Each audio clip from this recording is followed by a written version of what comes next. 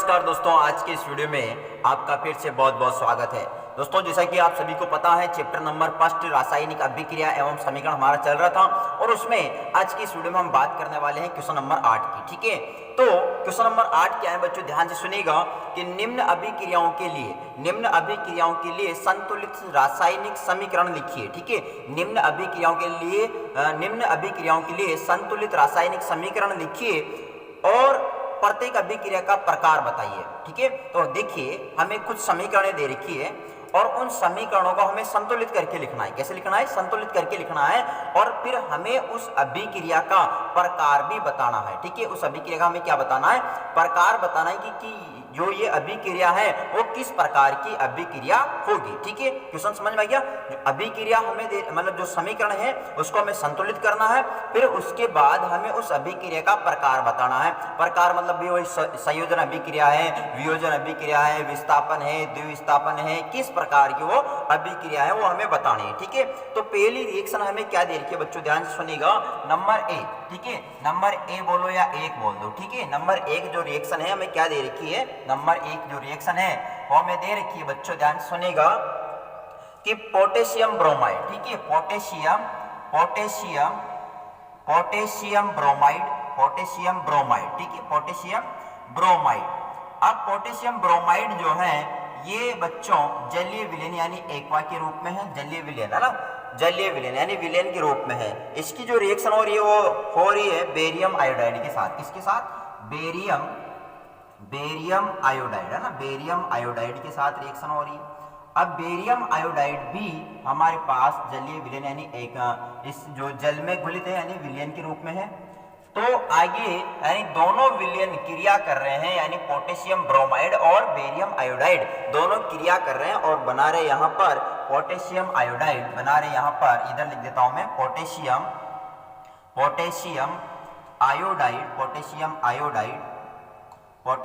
Iodide और साथ में बन रहा है यहाँ पर, साथ में बन रहा है बच्चों बेरियम ब्रोमाइड। Barium bromide. ठीक है, बेरियम ब्रोमाइड बन रहा है। अब बेरियम ब्रोमाइड जो है ये सॉलिड रूप में है और जो पोटेशियम आयोडाइड था ये एक्वा यानी कि विलेन के रूप में हमारे पास। ठीक है, तो ये हमारे को रिएक्शन दे रखी है। रिएक्शन क्या है कि पोटेशियम ब्रोमाइड और बेरियम आयोडाइड के विलेन है और दोनों विलेनों को जब मिलाया तो इनके बीच क्रिया हुई और क्रिया होने पर पोटेशियम आयोडाइड और बेरियम ब्रोमाइड हमारे पास सॉलिड रूप में प्राप्त हो गया। ठीक है, तो अब पहले तो देखिए ये शब्द समीकरण हमारे को दे रखी है ना, शब्द समीकरण दे रखी है, तो इसको पहले हमें क्या करना पड़ेगा? सूत्र समीकरण के रूप में कन्वर्ट करना पड़ेगा। तो पोटेशियम ब्रोमाइड यानी कि हम कहेंगे यहाँ पर पोटेशियम ब्रोमाइड के ब्रोमाइड है ना, KBr। ठीक है, KBr ब्रोमाइड का मतलब Br होता है, प्लस बेरियम आयोडाइड यानी BaI2 है ना, रिएक्शन और ये दोनों के बीच, तो पोटेशियम आयोडाइड KI। ठीक है, अच्छा इनकी भौतिक अवस्था भी लिख देते हैं, दे रखी है, तो KBr एक्वा यानी एक्वस के रूप में है।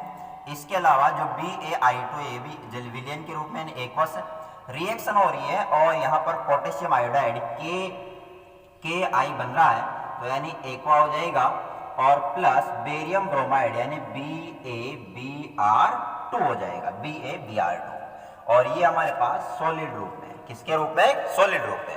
अब देखते हैं क्या ये बैलेंस है या नहीं है।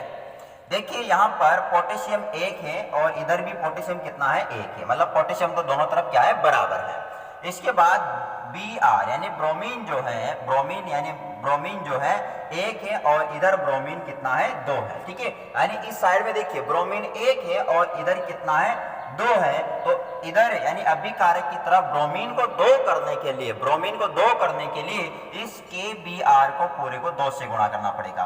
तो हम यहाँ पर कर देते हैं, तो 2KBr aqueous plus BaI2 aqueous की फॉर्म में है, reaction KI aqueous plus BaBr2 solid. ठीक है, अब अच्छा देखिए ध्यान समझो, अब इधर पोटेशियम कितना हो गया? 2। अब इधर देखिए पोटेशियम 2 है लेकिन इधर पोटेशियम कितना है? 1 है। ब्रोमीन इधर 2 था, इधर ब्रोमीन 2 है, वो तो ठीक है, यानी ब्रोमीन दोनों तरफ बराबर है, इधर ब्रोमीन 2 इधर ब्रोमीन 2 हो गया, लेकिन इधर पोटेशियम अभी कितना हो गया, 2 हो गया। अब इधर भी पोटेशियम को 2 बढ़ाने के लिए इस Ki को पूरे को किससे गुणा करना पड़ेगा, 2 से। तो कर दो भाई, तो 2KBr aqueous plus BaI2 aqueous, reaction हो रही है तो 2Ki एक्वस प्लस BaBr2, ये हमारे पास सॉलिड है, ठीक है। तो बच्चों देखिए, अब इसको चेक कर लेते हैं। तो यहाँ पर पोटेशियम 2 है, इधर भी पोटेशियम 2 हो गया, ब्रोमीन यहाँ पर 2 है और इधर भी ब्रोमीन कितना है, 2 है। इसके अलावा बेरियम की बात करें तो 1 है और इधर भी बेरियम 1 है, आयोडीन इधर 2 है और इधर भी आयोडीन कितना हो चुका है, 2 हो चुका है, ठीक है। मतलब ये हमारे पास संतुलित समीकरण है, ये हमारे पास क्या है, हम कह सकते हैं जो ये समीकरण है ये हमारी क्या है, संतुलित समीकरण है। कैसे समीकरण हो गई, संतुलित समीकरण, ठीक है, संतुलित समीकरण, संतुलित समीकरण हो जाएगी बच्चों, ठीक है। इतना समझ में आ गया आपको, संतुलित समीकरण हो जाएगी। अब हमसे यहाँ पर एक और बात और पूछ रहा है कि ये किस प्रकार की अभिक्रिया है। तो बच्चों देखिए, गौर से देखिए, तो यहाँ पर जैसे यहाँ पर KBr है, यहाँ पर BI2 है, ठीक है। तो अब ये जो K है यानी पोटेशियम जो है इधर आयोडीन के साथ आ गया और इधर जो बेरियम है वो ब्रोमीन के साथ आ गया। देखिए बेरियम जो है ब्रोमीन के साथ आ गया, इसका मतलब यहाँ पर आयनों का आदान प्रदान हो रहा है। किसका आदान प्रदान हो रहा है, आयनों का। और हमने बोला था कि ऐसी रासायनिक अभिक्रिया जिसमें आयनों का आदान प्रदान होता है तो उसे द्विविस्थापन अभिक्रिया कहते हैं। तो ये जो उदाहरण है किसका है, यानी ये हम कह सकते हैं द्विविस्थापन अभिक्रिया का एग्जाम्पल होगा। तो किस प्रकार की अभिक्रिया होगी, द्विविस्थापन अभिक्रिया होगी, द्विविस्थापन अभिक्रिया, ठीक है। तो ये किस प्रकार की अभिक्रिया है बच्चों, द्विविस्थापन अभिक्रिया होगी, ठीक है। तो इतना आपको याद रखना है कि ये किस प्रकार की अभिक्रिया होगी, ये द्विविस्थापन अभिक्रिया होने वाली बच्चों, ठीक है। ओके, आई होप आपको अच्छी तरह से समझ में आ गया होगा। नहीं आता है तो आप कमेंट करके जरूर बता सकते हैं बच्चों, ठीक है। अब नेक्स्ट क्वेश्चन देखते हैं, मतलब नेक्स्ट इक्वेशन क्या दे रखी है, हमें ध्यान से समझिए। नेक्स्ट इक्वेशन क्या दे रखी है, समझना है ध्यान से। दूसरी इक्वेशन दे रखी है, दूसरी इक्वेशन हमें दे रखी है बच्चों, ध्यान सुनने का, जिंक कार्बोनेट, ठीक है, जिंक कार्बोनेट, ठीक है, जिंक कार्बोनेट। अब ये जिंक कार्बोनेट जो है ये सॉलिड रूप में है, ठीक है। अब ये देखिए विघटित हो रहा है और विघटित होने के बाद बना रहा है जिंक ऑक्साइड और प्लस, अच्छा जिंक ऑक्साइड जो है ये भी सॉलिड फॉर्म में है और प्लस बन रहा है हमारे पास कार्बन डाइऑक्साइड। क्या बन रहा है, कार्बन डाइऑक्साइड, ठीक है, कार्बन डाइऑक्साइड, जो कि कार्बन डाइऑक्साइड सभी को पता है कौन सी फॉर्म में होता है, गैस फॉर्म में होता है, ठीक है। ओके बच्चों, ठीक है। तो अब देखिए ये हमारे को हम कह सकते हैं शब्द समीकरण के रूप में दे रखा। अब पहले इसको क्या करना पड़ेगा, सूत्र समीकरण के रूप में कन्वर्ट करेंगे। तो जिंक कार्बोनेट जो है इसको हम लिखेंगे ZnCO3, जिंक कार्बोनेट है, सॉलिड फॉर्म में रिएक्शन हो रही है और जिंक ऑक्साइड यानी ZnO सॉलिड रूप में है और प्लस कार्बन डाइऑक्साइड यानी CO2 यहाँ पर ये गैस की रूप में है।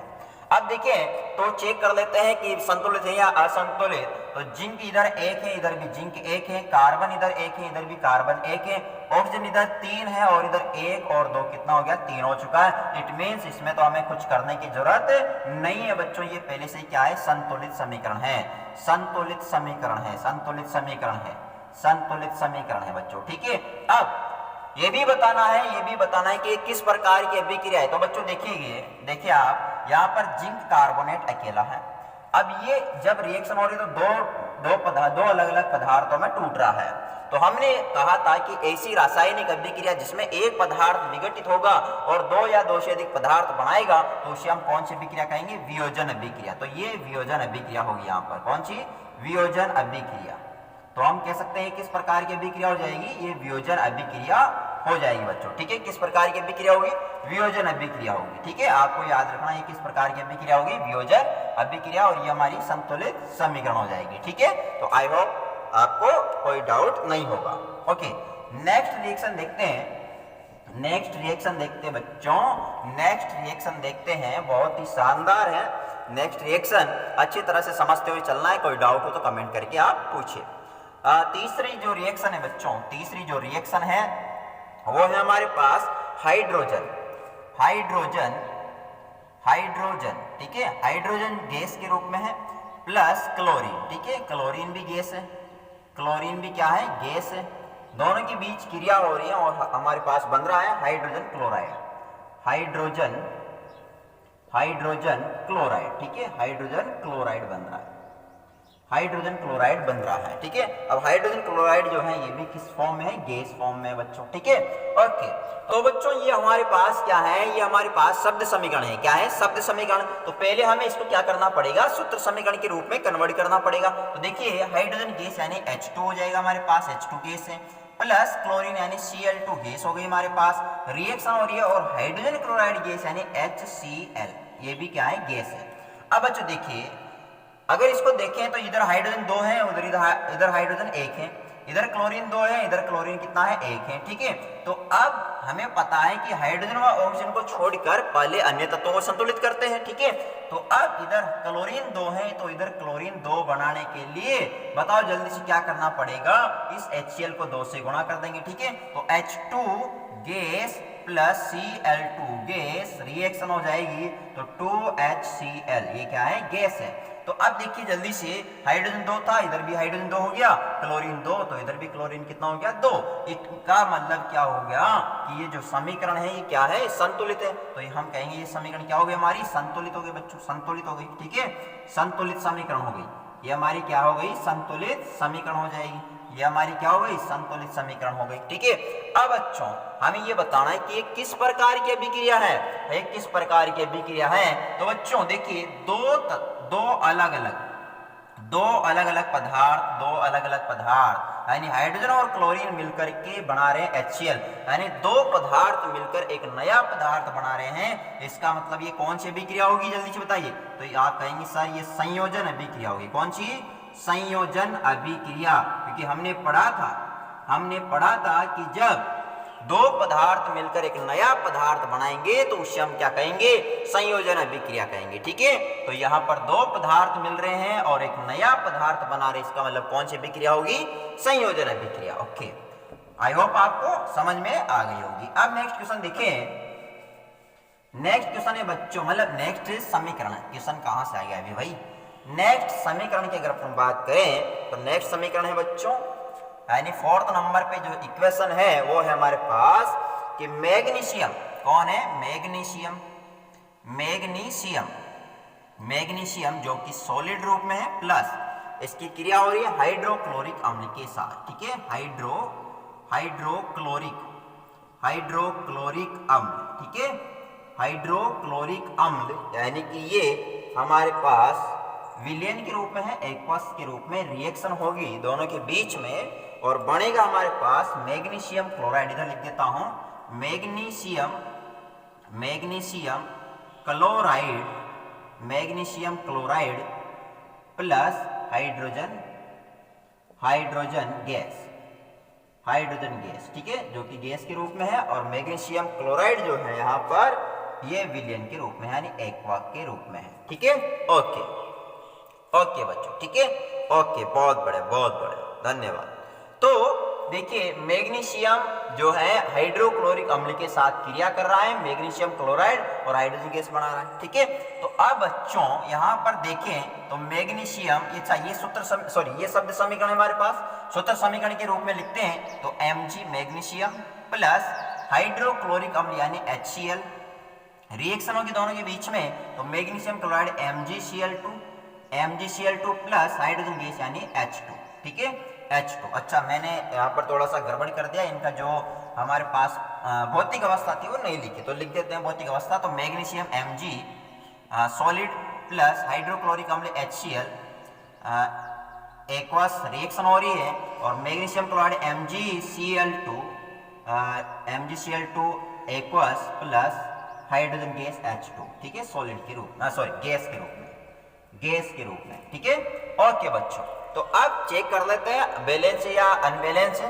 मैग्नीशियम 1 है, इधर मैग्नीशियम 1 है, हाइड्रोजन 1, इधर हाइड्रोजन 2 है, इधर हाइड्रोजन 2 है। देखिए तो अब इधर हाइड्रोजन को 2 बनाएंगे, लेकिन दूसरे तत्वों को भी चेक कर ले, तो इधर क्लोरीन 1 है, इधर क्लोरीन 2 है, तो हमें पता है कि हाइड्रोजन वो ऑक्सीजन को छोड़कर पहले दूसरे तत्वों को बैलेंस करते हैं। तो इधर क्लोरीन को बैलेंस करेंगे तो इधर क्लोरीन 2 है, इधर क्लोरीन को 2 बनाने के लिए इस HCl को किससे गुणा करना पड़ेगा, 2 से। तो Mg सॉलिड फॉर्म में प्लस HCl, अच्छा 2 से गुणा करेंगे तो 2HCl aqueous reaction MgCl2 villain के रूप में है प्लस H2 गैस के रूप में है। अब चेक करते हैं, मैग्नीशियम 1, इधर भी मैग्नीशियम 1, हाइड्रोजन 2, इधर हाइड्रोजन 2 हो गया, क्लोरीन 2 है, इधर क्लोरीन भी 2 है। इसका मतलब ये हमारे पास क्या है, संतुलित समीकरण। क्या हो गई, संतुलित समीकरण हो गई। ठीक है, संतुलित समीकरण हो गई बच्चों। ठीक है, संतुलित समीकरण ये हमारे पास क्या हो गई, संतुलित समीकरण। अब हमें बताना है कि ये किस प्रकार की अभिक्रिया है, किस प्रकार की अभिक्रिया है। तो बच्चों ध्यान समझिएगा, यहाँ पर जो मैग्नीशियम है इसने HCl में से हाइड्रोजन को हटाया है। देखो HCl में से हाइड्रोजन को हटा करके इसके स्थान पे कौन आ गया, मैग्नीशियम आ गया। क्लोरीन के साथ कौन आ गया, मैग्नीशियम। इसका मतलब हमें पता है कि जब एक तत्व दूसरे तत्व को इसके पूरे यौगिक से हटा रहा है बच्चों, और इसके हाइड्रोजन के स्थान कौन आ रहा है, मैग्नीशियम आ चुका है। इसका मतलब ये जो अभिक्रिया है ये होगी विस्थापन अभिक्रिया। किस प्रकार की अभिक्रिया होगी, विस्थापन अभिक्रिया होगी। याद रखना, किस प्रकार की अभिक्रिया, ये विस्थापन अभिक्रिया है। कौन सी अभिक्रिया है, विस्थापन अभिक्रिया, क्योंकि इसमें एक तत्व जो है यानी मैग्नीशियम जो है हाइड्रोजन को इसके यौगिक से यानी HCl से क्या कर रहा है, हटा दिया है, और उसके स्थान पे कौन आ गया, खुद मैग्नीशियम आ चुका है। ठीक है, तो ये कौन सी अभिक्रिया होगी, विस्थापन अभिक्रिया होगी। ठीक है, तो आई होप बच्चों आपको आज के इस वीडियो में बताई गई सभी रिएक्शन अच्छी तरह से समझ में आ चुकी होगी। फिर भी अगर कोई डाउट रहता है तो आप कमेंट करके जरूर पूछ सकते हो। ठीक है, और वीडियो पसंद आई तो इसको लाइक, कमेंट, शेयर और सब्सक्राइब करना ना भूले, ताकि आने वाली हर वीडियो का नोटिफिकेशन आपको सबसे पहले प्राप्त हो सके।